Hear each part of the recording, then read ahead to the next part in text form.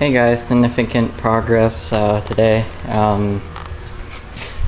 I've moved the frame from over in here, which is now back to being a garage.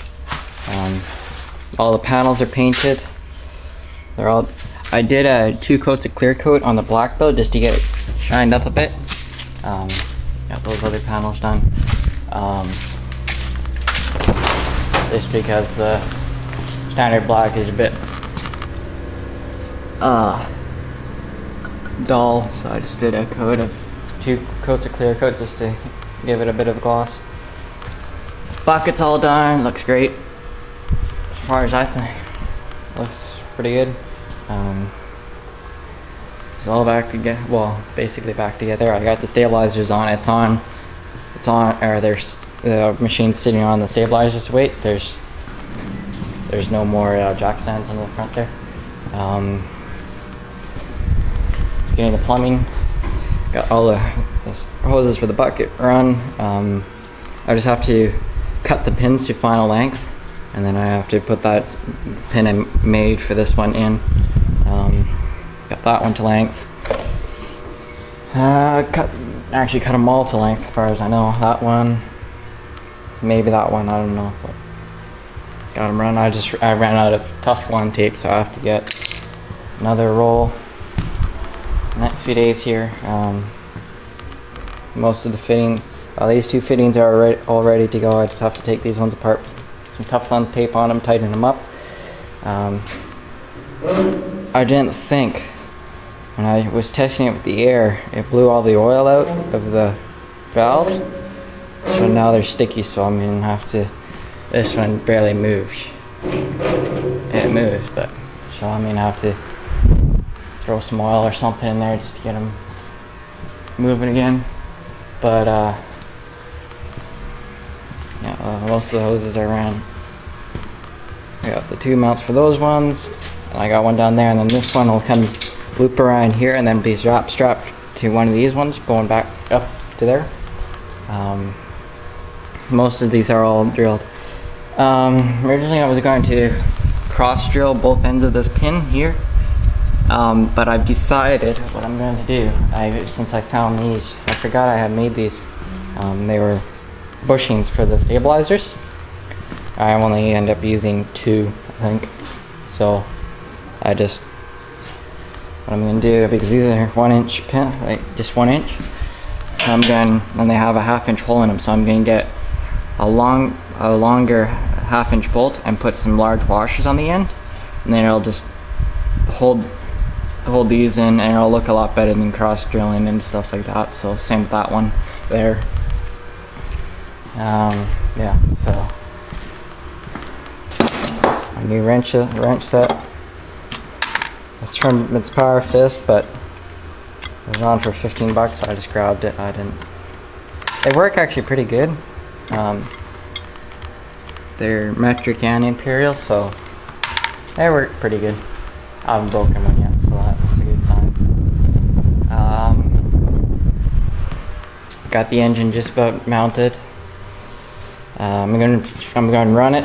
I'm going to get it all back together and run it just with it directly bolted to the frame. If this thing vibrates too much, then I'll take it off, put some rubber engine mounts in there, and to get it to stop from bouncing around. Got the tank set in place. One of the 4 panels just sitting there just to test everything. I made a bit of an oopsie. As you can see, there's some scrape paint peeled off there, but I welded these on too high. So it's hitting, there's a weld right there, that's it hitting, and it's hitting along here. So I'm just, grind this off, repaint the bottom, and we'll be good. I cut the, as you can see there, the top of the bushing sticking out. I cut the bottom one right off and stuck a 1/8 plate in there just as a wear plate. You're just moving it by hand a few times, just had it set up here. That pipe was starting to wear off and down into the mount here, and so I just cut it right off and put a bushing in there. So yeah, it's all painted, we're all good to go. Kind of overview.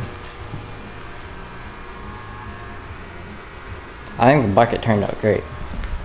I weld on my sort of brand name on there, and then I was just gonna leave it as is, but I just kind of put on a bit of green paint on there just to highlight it, and it turned out pretty good. So, get in there, guys. Just did a quick spray coat of paint just on the bottom frame of the seat. Yeah.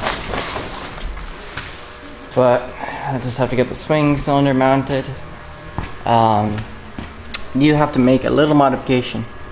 One of probably quite a few. I have to cut a little notch out of this here, so this can swing under. I didn't realize that this was going to hit that bar back there, but it'll be okay once I cut it out. The swing cylinder in there. I can't remember what hose it is. I have a feeling it's this one, I think. Either this one, I'm not sure. But one of them's too short, so I'm gonna have to get just a piece of hose and extend it. I'm not gonna get a whole new hose, I'm just gonna get one that extend it a bit. And then once I get all that done, then I have to run the measure for the hoses, plan all this out, get the hoses made, plumb all this up. I was going to get pre-made hoses, but they don't make pre-made hoses in 3/4 inch. They only make them up to 1/2 inch. And the fact that everything else is done in 1/2 inch, I'm going to get 3/4. I might even get 1 inch, but I think I'll stick with 3/4 and a 1 inch section or 1.5 inch section. But or intake. Get all that mounted, and then I got to mount the filter head and have enough room to get the filter on there. Flow divider. I got a bit confused when I first bought this, but I figured it out now. You plug these two ends with some plugs, and then you run the main hose in here, and then these two hoses come out to the two valves. And then I'm just gonna get a cast iron T for the relief for the excess flow for it to come back to the tank. So and then I don't have to buy another one of these stupid things. Got my flow control and relief valve. It goes up to 10 gallons per minute. Won't go any farther than 6 once I'm finished with it. Wow, I'll leave it as is, but pump 6 gallons at about a max of 2200 psi, I think.